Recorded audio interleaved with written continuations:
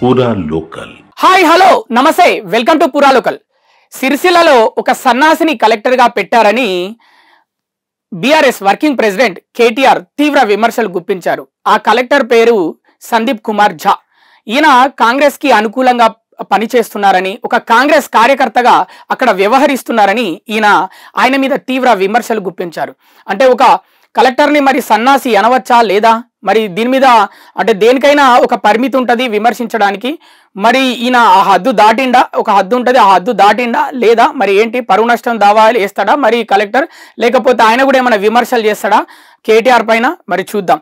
ఇక ఎందుకన్నాడంటే చాలా రోజులుగా ఏం చేస్తున్నాడంటే కలెక్టర్ అంటే ఈయన చెప్పిన మాటలు, కేటీఆర్ చెప్పిన మాటలు అన్నమాట ఇవి.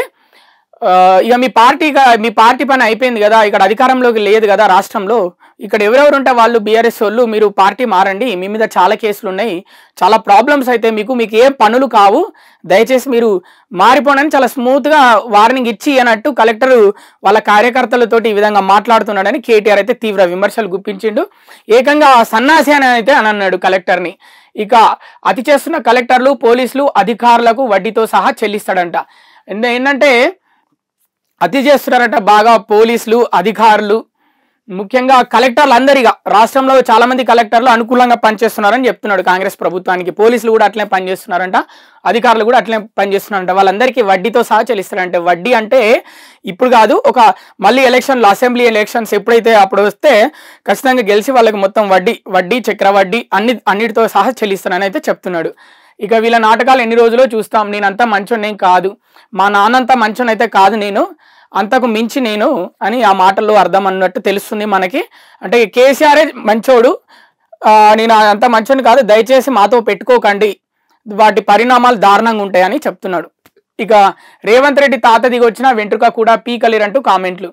రేవంత్ రెడ్డి కాదు, చచ్చిపోయిన రేవంత్ రెడ్డి తాత కూడా దిగొచ్చినా కూడా మా వెంట్రుక కూడా పీకలేరు అని చెప్తున్నాడు. అంటే బీఆర్ఎస్ నాయకుల వెంట్రుక కూడా పీకలేరు, ఎందుకంటే ఇప్పటికి కూడా మరి అరెస్ట్ చేయకుండా కామ్గా ఉంటున్నారు కదా, ఆ ధైర్యంతో చెప్పిండు. మరి ఏందో సిరిసిల్ల కలెక్టర్ సందీప్ కుమార్ ఝాని సన్నాసి అనడం పక్కన పెట్టేస్తే ఇంకో విషయం కూడా తెరపైకి తీసుకొచ్చాడు బీఆర్ఎస్ వర్కింగ్ ప్రెసిడెంట్ కేటీఆర్. అదేంటంటే బండి సంజయ్, కేంద్ర మంత్రి, బీజేపీ కేంద్ర మంత్రి బండి సంజయ్, అలాగే తెలంగాణ రాష్ట్ర ముఖ్యమంత్రి రేవంత్ రెడ్డి, వీళ్ళిద్దరూ ఆర్ఎస్ బ్రదర్స్ లా, అంటే రేవంత్, సంజయ్ ఆర్ఎస్ బ్రదర్స్ లా వ్యవహరిస్తున్నారని తీవ్ర విమర్శలు గుప్పించాడు. ఎందుకంటే రేవంత్ మీద ఈగ వాలనీయకుండా మంచిగా కంటికి రెప్పలా కాపాడుకుంటుండంట ఎవరు, బండి సంజయ్. ఎందుకు అంటే దానికి ఒక కారణం ఉందంట. ఎంపీ ఎలక్షన్ల టైంలో బండి సంజయ్కి ఆపోజిట్గా ఒక డమ్మీ క్యాండిడేట్ను నిలబెట్టాడంట రేవంత్ రెడ్డి, కావాలండి బండి సంజయ్ని గెలిపియాలని.